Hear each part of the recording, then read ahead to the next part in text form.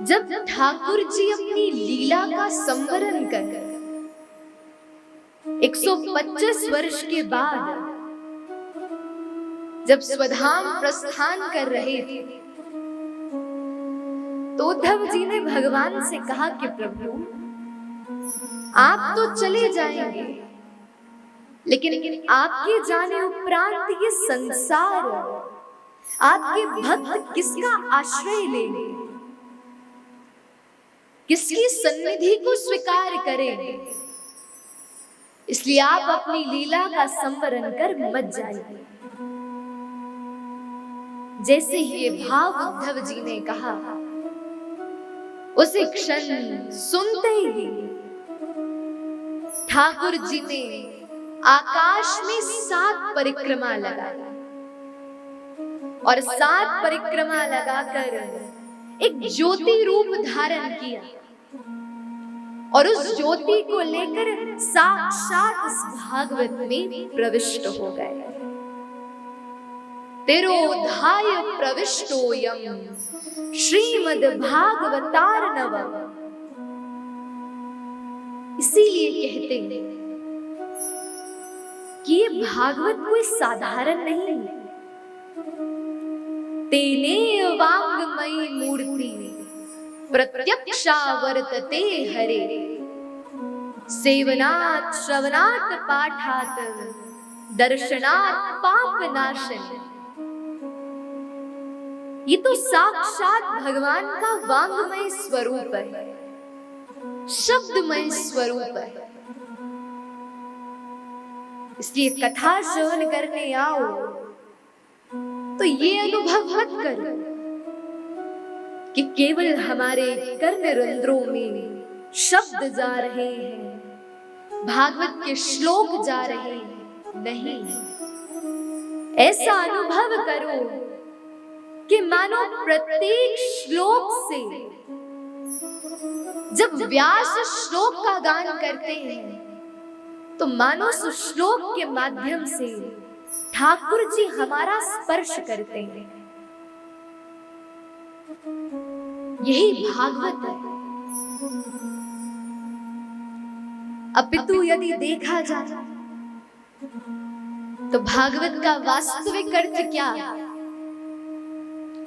श्रीमद् भागवत पुराणम। श्री का तात्पर्य है धन, श्री का तात्पर्य है ज्ञान, श्री का तात्पर्य है ऐश्वर्य, श्री का तात्पर्य है बल, और मद यानी कि बोले भंडार।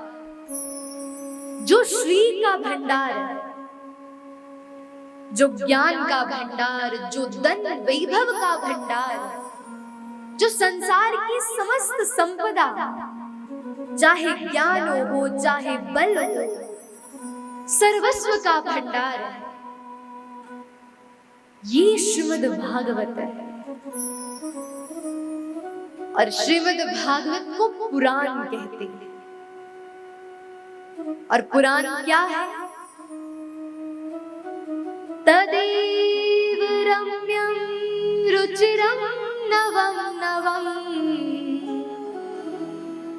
तदेव शश्वन् मनसो महोत्सवम्,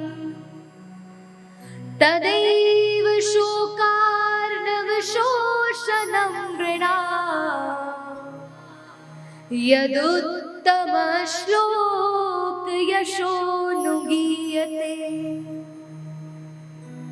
पुराण किसे कहे? तदेव रम्यं रुचिरं नवं नवं, दिने दिने नवं नवं। अब आप लोगों ने कई बार भागवत कथा श्रवण करी होगी, इसी स्थान पर की होगी, लेकिन जितनी बार करोगे उतनी बार नवीन प्राप्त होगा। श्रवण करने पर ऐसा अनुभव होगा कि मानो इस व्यास ने कुछ नवीन कहा है, नवीन ज्ञान दिया है। क्योंकि ये पुराण की विशेषता।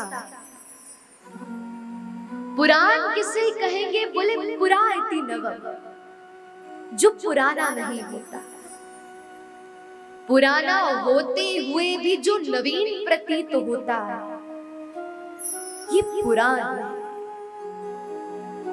और तदेव शश्वन् मनसो महोत्सव,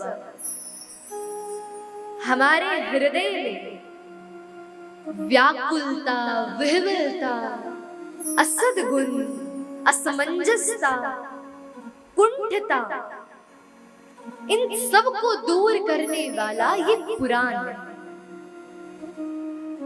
और यदुत्तम श्लोक यशोनुगीयते, और ठाकुर जी की रसमय चर्चा, आनंदमय चर्चा, अमृत तुल्य चर्चा इस पुराण के माध्यम से हम सबको प्राप्त होती है। ये है श्रीमद् भागवत पुराण।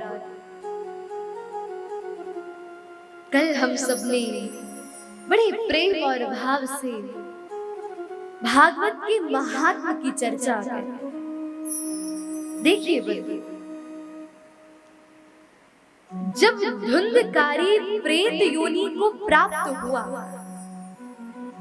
तो श्री गोकर्ण जी महाराज ने उसे प्रेत योनि से मुक्त करने के लिए भागवत कथा का आयोजन किया।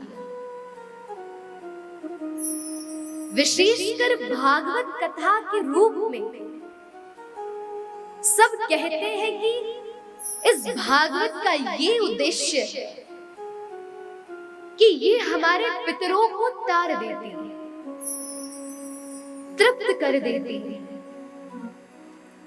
लेकिन पूज्य गुरुदेव संत श्री मुरारी बाबू ऐसा भाव कहते हैं कि संसार में कथा करवाने का भाव किसके हृदय में आएगा? बोले कथा कराने का भाव केवल उसी के हृदय में आएगा जिसके पितर तृप्त होकर भगवान के पास वैकुंठ में बैठे और नित्य प्रति ठाकुर जी का दर्शन करते, नित्य प्रति भगवान का स्वरूप का दर्शन करते हुए संकीर्तन करते हैं। और तब वो जब उनके पितर भगवान की शरण में जाते, भगवान से निवेदन करते कि प्रभु हमारे बालकों को पृथ्वी पर ये बल दीजिए कि वो मेरी भागवत कथा का आयोजन करवा सके। इसलिए ठाकुर जी तब खूब आशीर्वाद देते हैं, खूब कृपा बरसाते हैं और व्यक्ति के हृदय में भागवत कथा करवाने का वो सत्संकल्प आता है। और मानो जिस क्षण हृदय में ये विचार भी हो जाए कि अरे काश मुझ में सामर्थ्य होता, मैं ये भागवत कथा का आयोजन करवा पाता,